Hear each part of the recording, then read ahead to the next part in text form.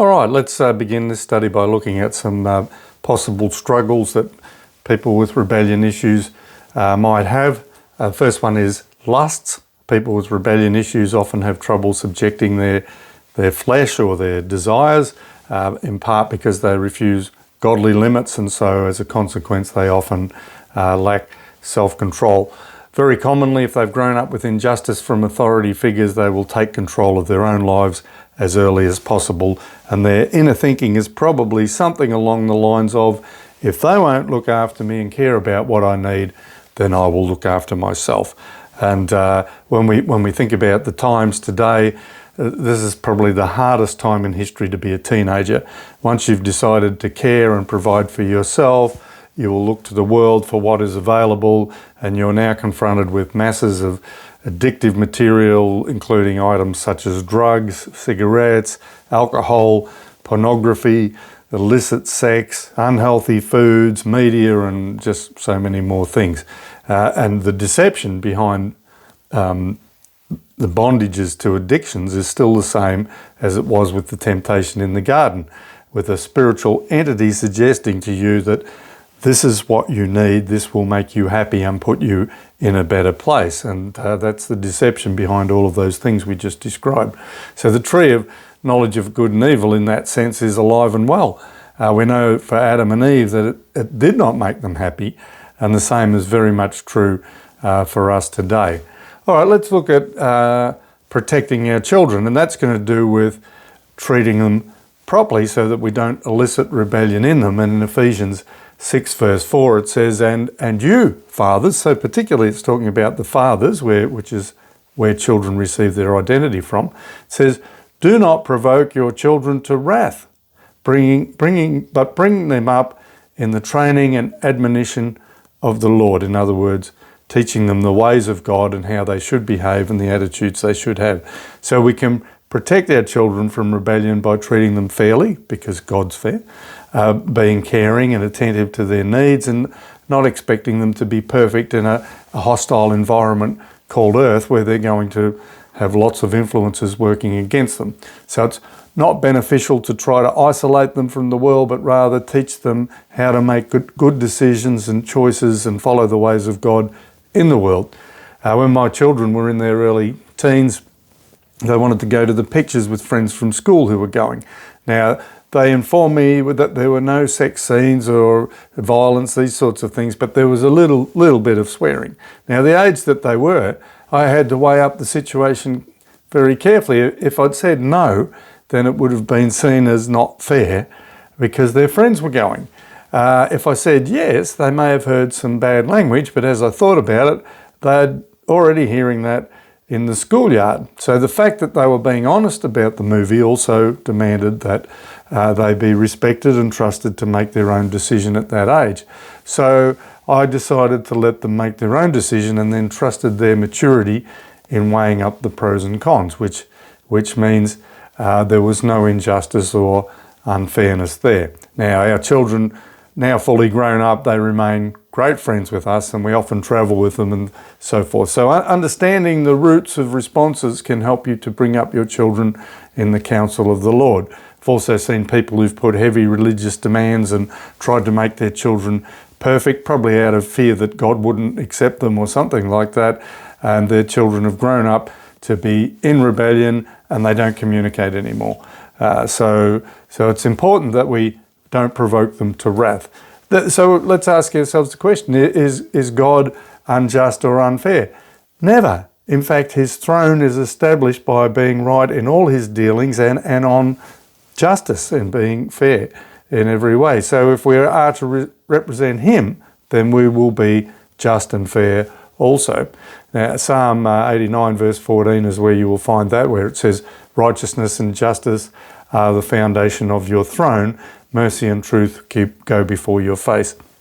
Okay, so anger, bitterness and resentment may also be additional responses and reactive emotions that may be there and present along with rebellion as responses to injustice and unfairness. You may even find self-pity could also be present. It's the nobody cares about me thinking that can proceed from not being dealt with properly. So one moment you might be feeling rebellious, but another moment you might be feeling sorry for yourself that you weren't cared about and didn't matter.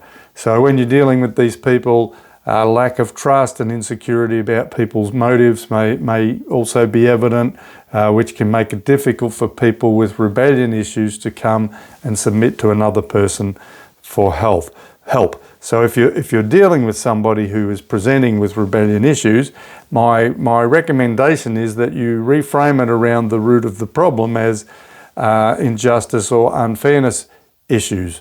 In other words, rather than saying you've got rebellion problem, you're saying, have you had injustice and unfairness in your life? So it's not proposing that there's something wrong with them or their behaviour then, but rather that there's something wrong with how they've been treated or dealt with by others, and consequently that they'll be, as we deal with them that way, they will be far more likely to be willing to receive help. So the lesson for us always is the scriptures tell us to deal gently with people.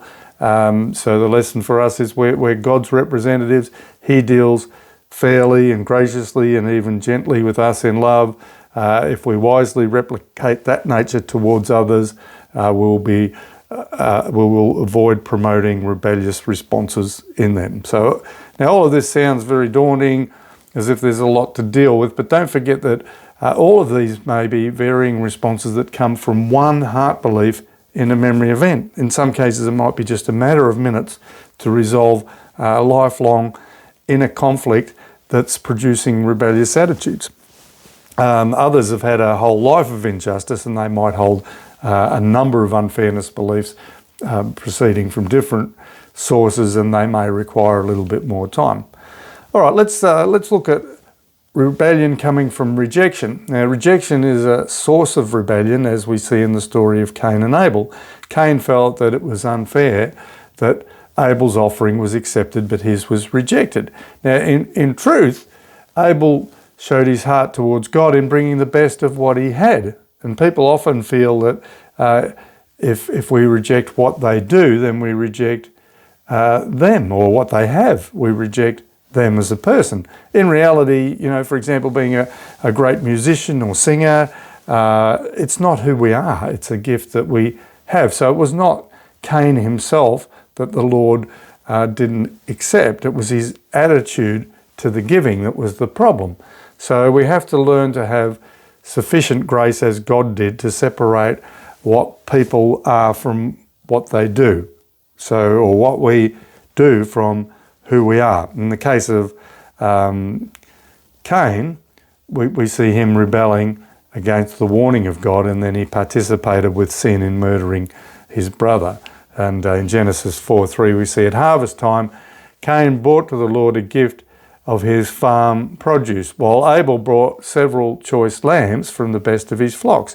The Lord accepted Abel's offering, but he did not accept Cain's. And this made Cain very angry and dejected. I think in the New King James Version it says that he did not respect Cain's offering. In other words, it was not done in a right way. So we can see that Cain thought that this was not fair, even though he must have known in his heart that what he was bringing was an inappropriate sacrifice, but he was unwilling to take responsibility for his own choice and behaviour in the form of his offering. So in verse 6 we see, "Why are you so angry?" the Lord asked him. Why do you look so dejected? You will be accepted if you respond in the right way. This is true of all of us. But if you refuse to respond correctly, then watch out, because sin is waiting to destroy you, and you must subdue it. And some translations say it's crouching at your door, but you need to overcome it. In other words, overcome your desire to cooperate with it as a response to what you think has happened. So clearly for Cain, he refused to submit to the advice of the Lord, and in his bitterness, he rebelled and killed his brother. Now, although this, remember we talked about Saul and David, so jealousy can eventually lead to murder. So he was jealous of the fact that Cain received acceptance. He wanted the acceptance, but he didn't want to bring the appropriate sacrifice. So although Cain had to suffer a consequence for his actions, it was evident that the Lord still accepted who he was and actually cared about him as a person and his safety. And we see God protecting Cain in Genesis 4:15, where it says, the Lord replied, "They will not kill you, for I will give 7 times for your punishment to anyone who does." This is try to harm him. Then the Lord put a mark on Cain to warn anyone who might try to kill him. All right, let's move on a little bit and discuss when rebellion is more than just the beliefs that we hold, and it's actually moved from being external pressure from a rebellious world to cooperate with it in rebellious ways and just responding to the beliefs that we have inside, which is the normal thing. But sometimes it can be actually a spirit or a demon of rebellion that you now have. Notice it's named what your problem is. So, we've already said using the Truth Encounters principles, we're not looking for evil spirits, but at times along the way we become aware that a problem such as rebellion is inordinate, it's large in its proportions, it's amplified, or there's a stronghold that indicates demonic involvement or an evil spirit being in the person. But we're still primarily interested in the beliefs that are held that produce the rebellion or other issues in the person. So often when we expose the beliefs that are held, it's the best time when the spirit is most likely to be manifest and be easily cast out. And I've dealt with this in detail in dealing with the demonic in Unit 5. So we're primarily focused on the person and their heart beliefs, and along the way we may tell a spirit to go as a part of the process. But we're trying to resolve these beliefs, injustice, unfairness beliefs that are producing the rebellion to begin with. And if we've discovered and resolved the belief and exposed the spirit, the person normally now does no longer want to engage their will in hosting the spirit. Sometimes these are generational spirits. You'll see them pass in family lines, and in which case you simply would be praying over that, but there's generally some sort of belief connected to that. So most, if not all of us, have had some type of rebellious thinking somewhere in our lives, but it was a part of our old nature stemming from the fall. So how do we tell the difference? Well, in the event of somebody having a spirit of rebellion, I've observed some fairly easily discernible behaviour or attitude. So people who are captive to a rebellion spirit simply cannot submit to another. So in a church setting, they may go from one church to another, and they'll be airing their opinions and everything they know. And whilst they might enjoy the spiritual climate of church, they simply cannot submit to any leadership, which is why they float around churches. There can be other reasons for that as well, of course. In relationships, they cannot lay down their will in submission to another, so this causes contention and division. As an example, I recall one man I knew of who he loved to serve in his local church in a variety of ways, but this service always had to be on his own terms and his own decision and desire, or in other words, what he decided to do. If he was asked if he could help out with this or that, the best he could give as an answer was, "I might." So a good man that he was, he simply could not submit. So for him, "I might" actually meant "I will," but he just could not bring himself to come under another will in compliance and submit to anybody who appeared to be in authority, or anyone in that case. So in that instance, you will normally know that it's a spirit that you're dealing with. Now, people with this problem will often breeze into churches with lots of ideas and projects that they will have that will bring people under their own agenda, and then they'll disappear again. At times, as I said, the source of a spirit of rebellion is in the family line, where it has passed through generations. And where this is the case, there's very often concurrent evidence of mental illness, which we would consider to be a curse and not a blessing. All right, in the next study, we're going to look at some of the fruits or results and outward signs of rebellion as we kind of wrap up this little part on rebellion. So I hope to see you back here soon.